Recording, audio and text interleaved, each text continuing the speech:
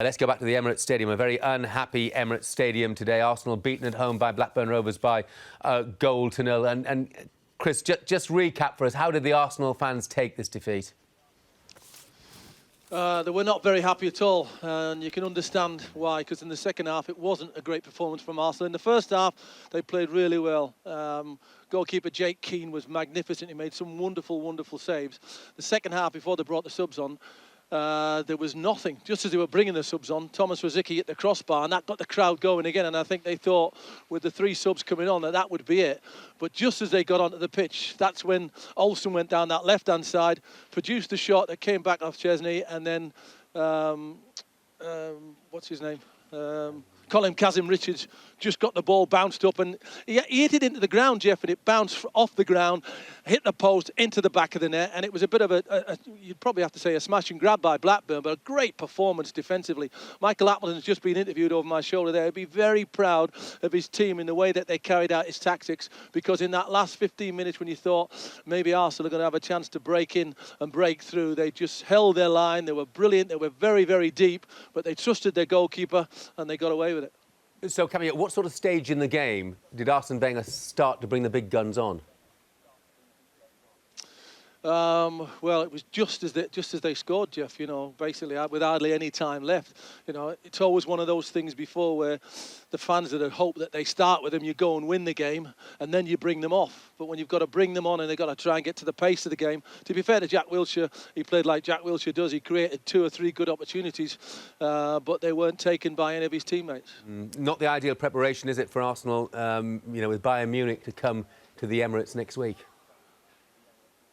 No, not at all. Not at all, because like I said, from the beginning, it wasn't a vintage Arsenal performance. The passing and the moving was nowhere near as good as what they can do. Gervinho, who had the best chances for them in the first half, failed to take those chances. And Giroud was anonymous, you know, basically. So they had nothing up front, and they were toiling away. Arteta was really doing his best to try and get them going. And when you come up against a determined Blackburn Rovers side, a well-organised Blackburn Rovers side like they did, they found it very hard to get through. Obviously, they had to have a bit of luck. You know, the one that came off the crossbar, the goalkeeper plays well. The decision not to award them a penalty, I mean, that was a decision where the assistant gave Theo Walcott offside when it looked, in all intents and purposes, that he was onside, and Grant Hantley had brought him down, but the flag had already gone up. OK, Cammy, thanks very much indeed. Story of the day, no question about that. Blackburn winning at Arsenal. Paul Merson, it's another cup that won't be going back to the Emirates.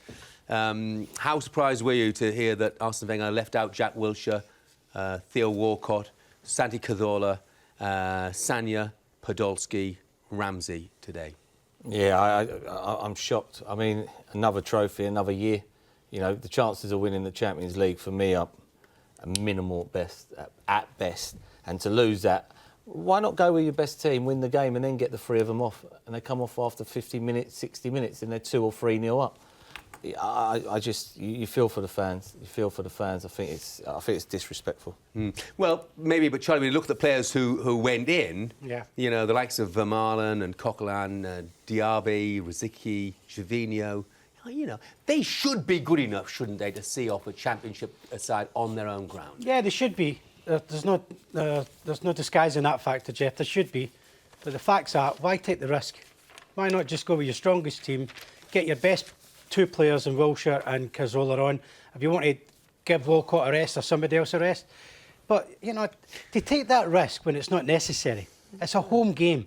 Get momentum. We say a lot about momentum. Get momentum, get the crowd up and supporting you, getting ready for Bayern Munich, because very quickly, I mean, Arsenal, the way they play at times, the fans will be coming in on Tuesday night for the Bayern Munich game, and they'll be tiptoeing into the stadium. They'll be quiet, they'll be tense, they'll be sitting there thinking, what type of performance are we going to get tonight? Because they don't know at the moment. They can't trust the defence is solid enough. Do you fear that with a bad result against Bayern Munich, the fans will turn on Arsene Wenger? Yeah, I think so. Let's not forget, Arsenal are good enough, and they're one of them strange teams, Jeff, that could beat Bayern Munich. They could turn Bayern Munich over, and you think, but it's a lot of pressure on the players now. A lot of pressure on Arsene Wenger. They're no way near certainties to finish in the top 4. they've got one of the best teams in European football, letting one goal away from home this season. I think it was a ricket by the keeper as well. So, for me, you win this game, you've got something to fall back on the quarter-final of the FA Cup. I mean, this could be it on Tuesday night. Yeah, bitterly disappointing for Arsenal, but a wonderful, wonderful day for Blackburn Rovers. It's a fabulous win for them, and Michael Appleton has really turned around their fortunes and done it very quickly indeed as well.